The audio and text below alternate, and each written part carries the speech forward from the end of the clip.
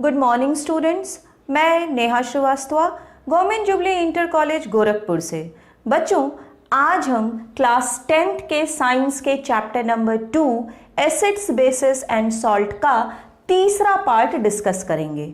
बच्चों, इसके दूसरे वीडियो में आपको एसिड्स की केमिकल प्रॉपर्टीज के बारे में बताया गया था। आज के इस वीडियो में हम बेसिस की केमिकल प्रॉपर्टीज को डिस्कस करेंगे।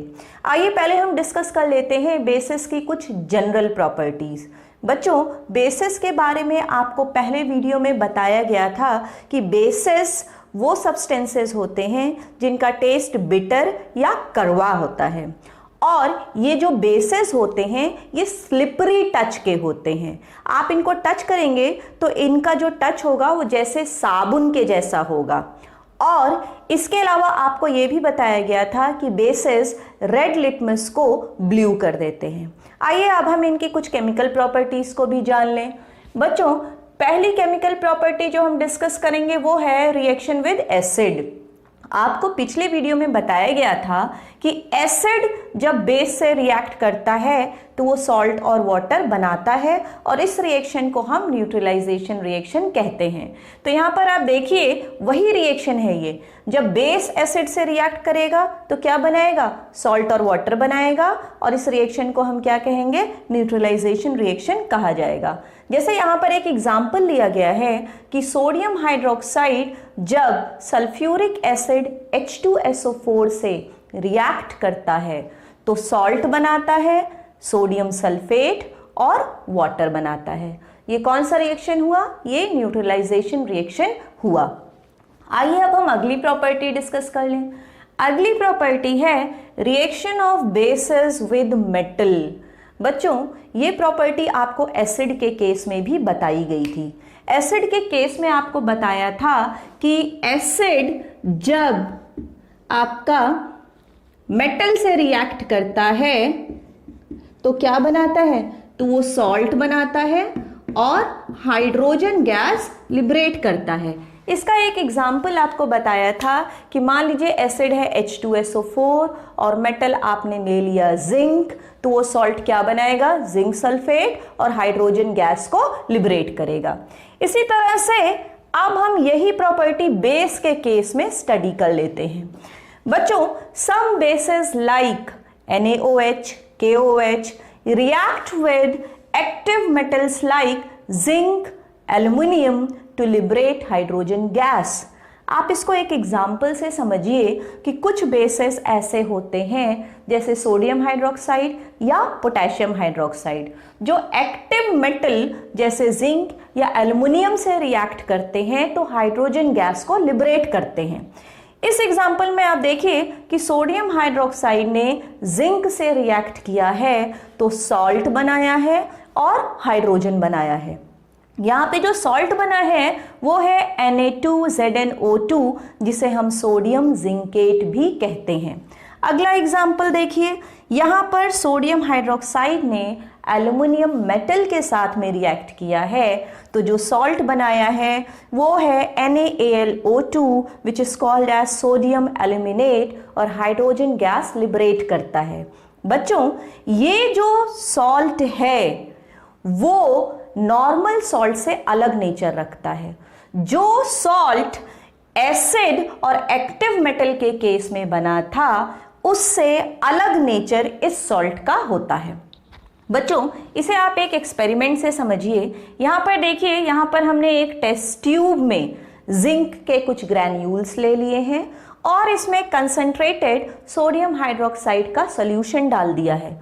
थोड़ी देर में आप देखेंगे कि इन दोनों के बीच में केमिकल रिएक्शन होता है और जिंक पूरी तरह से गायब हो जाता है। क्या हुआ? इस केमिकल रिएक्शन के बाद में यहाँ से जो गैस निकली वो कौन सी गैस थी? वो थी हाइड्रोजन गैस। और आपको पिछले वीडियो में हाइड्रोजन गैस की आइडेंटिफिकेशन बताई गई थी। आपको बताया गया था कि हाइड्रोजन गैस जलती हुई मैचस्टिक या बर्निंग कैंडल के साथ में पॉप साउंड प्रोड्यूस करता है, और यहाँ पर भी जो हाइड्रोजन गैस निकलती है उसके पास जब हम बर्निंग कैंडल लेकर के आते हैं तो वो पॉप साउंड प्रोड्यूस करता है, जिससे ये प्रूफ हो जाता है कि निकली हुई गैस हाइड्रोजन गैस है। इस तरह से हम कह सकते हैं कि जो बेसेस होते हैं वो कुछ एक्टिव मेटल्स के साथ में रिएक्ट करके सॉल्ट बनाते हैं और हाइड्रोजन गैस को लिबरेट करते हैं। आइए अब हम बेस की अगली प्रॉपर्टी को डिस्कस करते हैं। बच्चों, तीसरी प्रॉपर्टी है reaction of bases with non metal oxide. इसको स्टार्ट करने के पहले आप ये जान लीजिए कि नॉन मेटल ऑक्साइड्स क्या होते हैं। बच्चों, आपको कुछ नॉन मेटल्स के नाम तो पता ही होंगे, जैसे कार्बन, सल्फर, फास्फोरस। इनके जो ऑक्साइड्स होते हैं उनको हम कहेंगे नॉन मेटल ऑक्साइड। जैसे कार्बन का ऑक्साइड हो सकता है कार्बन डाइऑक्साइड, सल्फर का ऑक्साइड सल्फर डाइऑक्साइड, फास्फोरस का ऑक्साइड हो सकता है फास्फोरस पेंटॉक्साइड। तो इस तरह से ये कुछ नॉन मेटल के ऑक्साइड्स हैं, वो जब बेस से रिएक्ट करते हैं तो सॉल्ट और वाटर बनाते हैं। इसका एग्जाम्पल देखिए, जैसे यहाँ पर हमने बेस ले लिया कैल्शियम हाइड्रोक्साइड। इसको जब हमने इसमें से एक नॉन मेटल के ऑक्साइड कार्बन डाइऑक्साइड से ट्रीट किया तो इसने कैल्शियम कार्बोनेट बनाया, जो कि एक सॉल्ट है, और साथ में वाटर बना। तो क्या देखा हमने, बेस ने जब नॉन मेटल के ऑक्साइड से रिएक्ट किया तो सॉल्ट और वाटर बना। आप थोड़ा सा रिकॉल करिए, आपने पढ़ा है कि एसिड और बेस जब आपस में रिएक्ट करते हैं तो सॉल्ट और वाटर बनाते हैं। अब जरा इसको इस वाले रिएक्शन से कंपेयर करिए। यहाँ पर तो हो गया ये बेस, ये हो गया सॉल्ट और ये हो गया वाटर। तो बेस ने किससे रिएक्ट किया तो सॉल्ट और वाटर बनाया था, एसिड से। इसका मतलब यहाँ पर भी बेस किसी चीज से रिएक्ट कर रहा है और सॉल्ट और वाटर बना रहा है। तो डेफिनेटली बेस जिससे रिएक्ट कर रहा है उसका नेचर एसिडिक होगा। तो हम कह सकते हैं कि ये जो नॉन मेटल के ऑक्साइड्स हैं they are acidic in nature. This shows that non metal oxides are acidic in nature. अगली प्रॉपर्टी देखिए, solution of bases in water conduct electricity. इसका रीजन आपको समझ में आ रहा होगा कि जब हम बेसेस को वाटर में डिसॉल्व करेंगे तो वो आयंस प्रोड्यूस करेंगे और जिसकी वजह से वो इलेक्ट्रिसिटी का कंडक्शन कर सकेंगे। बच्चों, ये तो थी बेसेस की कुछ इंपॉर्टेंट प्रॉपर्टीज। आइए अब हम अपना अगला टॉपिक शुरू करते हैं और हमारा अगला टॉपिक है what do all acids and all bases have in common. सारे एसिड्स और सारे बेसेस की क्या कॉमन प्रॉपर्टीज होती हैं। बच्चों, अब हम डिस्कस करेंगे एसिड्स की कुछ कॉमन प्रॉपर्टीज और बेसेस की कुछ कॉमन प्रॉपर्टीज। तो सबसे पहली प्रॉपर्टी है कि solutions of acids and bases in water produces ions and conduct electricity. ये आपको एसिड और बेसिस की प्रॉपर्टीज़ में अलग से भी बताया गया था कि एसिड्स और बेसिस जब पानी में घुल जाते हैं तो आयंस प्रोड्यूस करते हैं, जिसकी वजह से वो इलेक्ट्रिसिटी का कंडक्शन शो करते हैं। लेकिन ये ध्यान रखिएगा कि सारे बेसिस वाटर सॉल्युबल नहीं होते। वो बेसिस जो वाटर सॉल्युबल होते हैं उनको हम कहते हैं एल्कलीज, जैसे सोडियम हाइड्रोक्साइड, पोटेशियम हाइड्रोक्साइड। बच्चों, इस तरह से इस स्टेटमेंट को समझने के लिए हम एक एक्सपेरिमेंट का सहारा ले सकते हैं। बच्चों, इस एक्सपेरिमेंट में देखिए हमने किया क्या है। इसमें हमने एक बीकर लिया है और बीकर के अंदर एक कॉर्क रखा हुआ है। इस कॉर्क के ऊपर हमने 2 आयरन के नेल्स को फिट कर दिया है। ये आयरन नेल्स का क्या काम होगा, ये आयरन नेल्स इलेक्ट्रोड्स की तरह से बिहेव करेंगे। अब आपको क्या करना है, अब आपको आयरन नेल के एक एंड से आपको 6 वोल्ट की एक बैटरी को कनेक्ट कर देना है, फिर उससे बल्ब को, फिर उससे स्विच को, और उसके बाद उस वायर को ला करके आप दूसरे वाले आयरन नेल के एंड से कनेक्ट कर दीजिए। तो ये आपकी सर्किट जो है वो रेडी हो गई।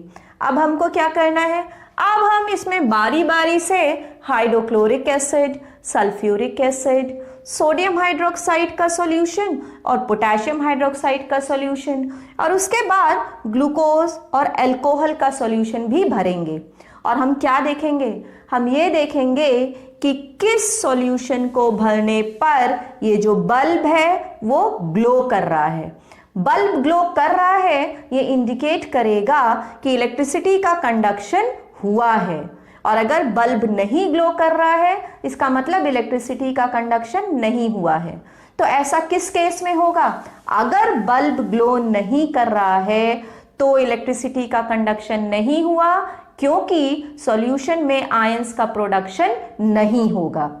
आइए सबसे पहले हम देखते हैं कि जब हमने HCl भरा तो क्या होगा। बच्चों, जब आप इसमें हाइड्रोक्लोरिक एसिड का सॉल्यूशन भरेंगे तो भरते समय ये ध्यान रखिएगा कि इलेक्ट्रोड का ये जो ऊपर वाला एंड है ये सॉल्यूशन में डिप नहीं होना चाहिए, थोड़ा आप नीचे के लेवल तक भरिएगा। और जैसे ही आप स्विच को ऑन करेंगे आप पाएंगे कि बल्ब ने ग्लो करना स्टार्ट कर दिया। तो बल्ब ग्लो कर रहा है, इसका मतलब हाइड्रोक्लोरिक एसिड जो था उसने आयंस का प्रोडक्शन किया और बल्ब ने ग्लो करना शुरू कर दिया। इसके बाद से आप बारी बारी से सल्फ्यूरिक एसिड, सोडियम हाइड्रोक्साइड और पोटेशियम हाइड्रोक्साइड का सॉल्यूशन लीजिए, और हर केस में आप देखेंगे कि बल्ब स्टार्ट्स ग्लोइंग। इसका मतलब HCl, H2SO4, sodium hydroxide and potassium hydroxide, इन चारों के केस में आयंस का प्रोडक्शन हुआ, इसीलिए बल्ब ग्लो कर रही थी। अब आप देखिए कि क्या होगा जब हम ग्लूकोज और अल्कोहल का सॉल्यूशन लेंगे। बच्चों, जब आप ग्लूकोज और अल्कोहल का सॉल्यूशन लीजिएगा तो आप पाइएगा कि बल्ब ने ग्लो नहीं किया। इससे क्या प्रूव हुआ कि ग्लूकोज और अल्कोहल इन दोनों ने आयंस का प्रोडक्शन नहीं किया। क्यों नहीं किया? क्योंकि ग्लूकोज और अल्कोहल ये दोनों ही कोवैलेंट कंपाउंड हैं। तो ग्लूकोज और अल्कोहल कोवैलेंट कंपाउंड होने की वजह से आयंस का प्रोडक्शन नहीं करेंगे। इनके सॉल्यूशन में क्या मिलेगा? इनके सॉल्यूशन में आपको मॉलिक्यूल्स मिलेंगे और आयंस का प्रोडक्शन होगा, तभी इलेक्ट्रिसिटी का कंडक्शन होगा। तो इस एक्सपेरिमेंट से हमने क्या प्रूव किया कि solutions of acids and bases in water produces ions and conducts electricity. चलिए अब हम अगली प्रॉपर्टी को डिस्कस करते हैं।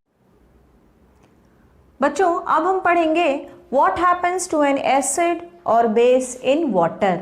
जब हम किसी एसिड या बेस को पानी में डिसॉल्व करेंगे तो क्या होगा। बच्चों, मान लीजिए हमने हाइड्रोक्लोरिक एसिड ले ली है और उसको वाटर में डिसॉल्व किया, तो आप देखेंगे कि हाइड्रोक्लोरिक एसिड का जो H+ है उसने वाटर से कंबाइन करके हाइड्रोनियम आयन बना लिया और क्लोराइड आयन भी निकल गया। तो क्या हुआ, जो HCl था उसने डिसोसिएट होकर के H+ और Cl- दिया और इस H+ ने तुरंत ही वाटर से कंबाइन करके हाइड्रोनियम आयन बना लिया। बच्चों, आप एक चीज़ का ध्यान रखिएगा कि कभी भी H+ को अकेले मत लिखिएगा, क्योंकि ये जो H+ होता है ये बनते ही वाटर के साथ कंबाइन करके, ये वाटर के साथ कंबाइन करके तुरंत हाइड्रोनियम आयन या H3O+ में बदल जाता है। अगर आप H+ लिख भी रहे हैं तो हमेशा आपको H+ और ब्रैकेट में AQ एक्वस लिखना चाहिए।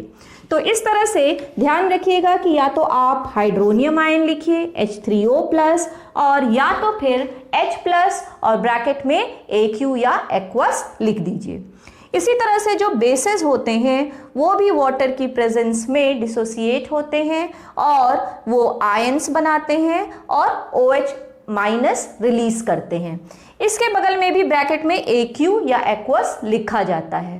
तो इस तरह से हमने देखा कि एसिड्स जो हैं वो डिसोसिएट होते हैं तो H+ बनाते हैं जो कि हाइड्रोनियम आयन के फॉर्म में होता है, और जो बेसेस होते हैं वो OH- बनाते हैं।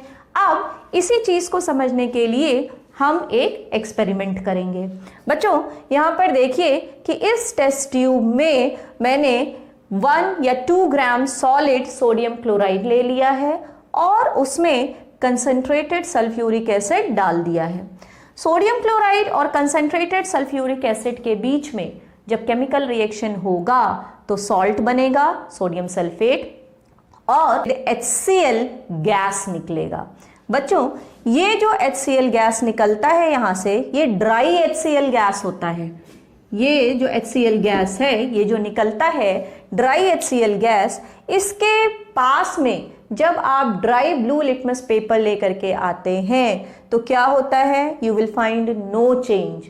अब आपने पढ़ रखा है कि एसिड्स की जो प्रॉपर्टीज होती है उसमें से एक प्रॉपर्टी होती है कि एसिड ब्लू लिटमस को रेड कर देता है। लेकिन यहां पर क्या हुआ? यहां पर जब हम HCl गैस के पास में ड्राई ब्लू लिटमस पेपर लेकर के आएंगे तो कोई भी कलर चेंज का इंडिकेशन नहीं होगा। ऐसा क्यों हुआ? ऐसा इसलिए हुआ क्योंकि dry HCl gas acidic behaviour show नहीं करता है। क्यों नहीं करता? क्योंकि यहां पर आपने देखा है कि HCl जब तक वाटर में डिसॉल्व नहीं होगा तब तक वो H+ रिलीज नहीं करेगा, और एसिड की जो प्रॉपर्टी होती है वो H+ के कारण ही होती है। तो यहां पर इस एक्सपेरिमेंट से आपने क्या सीखा? इस एक्सपेरिमेंट से आपने सीखा कि जो ड्राई HCl गैस था उसने एसिडिक बिहेवियर शो नहीं किया, जबकि आप थोड़ी देर के बाद यहाँ पर ड्राई ब्लू लिटमस की जगह मॉइस्ट ब्लू लिटमस लेकर के आइए। आप अपने ब्लू लिटमस पेपर को थोड़ा सा पानी से टच करा करके वापस यहाँ पर लेकर के आइए। अब क्या हो जाएगा? वो जो मॉइस्ट ब्लू लिटमस पेपर था अब वो रेड में बदल जाएगा। क्यों? क्योंकि वाटर के कांटेक्ट में आने से HCl ने तुरंत ही कौन सा आयन बना लिया? हाइड्रोनियम आयन बना लिया और एसिडिक बिहेवियर को शो करने लगा। तो इस एक्सपेरिमेंट से प्रूव होता है कि dry HCl acidic behaviour show नहीं करता है, और जब हम मॉइस्ट ब्लू लिटमस लेकर के आते हैं तो क्या होता है? वाटर के कांटेक्ट में आने से ही उसका डिसोसिएशन हो जाता है। जो H+ रिलीज होता है वो वाटर के साथ में जुड़ करके हाइड्रोनियम आयन बना लेता है। तो इस तरह से हमने सीखा कि HCl और NaOH जब पानी में डिसॉल्व होते हैं तो हाइड्रोनियम आयन देते हैं और OH आयन देते हैं। हाइड्रोनियम आयन की वजह से ये एसिडिक बिहेवियर शो करते हैं और OH आयन की वजह से ये बेसिक कैरेक्टर्स को शो करते हैं। तो बच्चों, आज के इस वीडियो में आपने बहुत सारी चीज़ें पढ़ी। आपने बेसिस की बहुत सारी केमिकल प्रॉपर्टीज को जाना और उसके बाद से एसिड और बेसिस की बहुत सारी कॉमन प्रॉपर्टीज को समझा, और फाइनली ये जाना कि एसिड का एसिडिक बिहेवियर H+ की वजह से होता है और बेसिस का जो बेसिक कैरेक्टर होता है that is because of OH-। तो आज के लिए बस इतना ही। Thank you so much.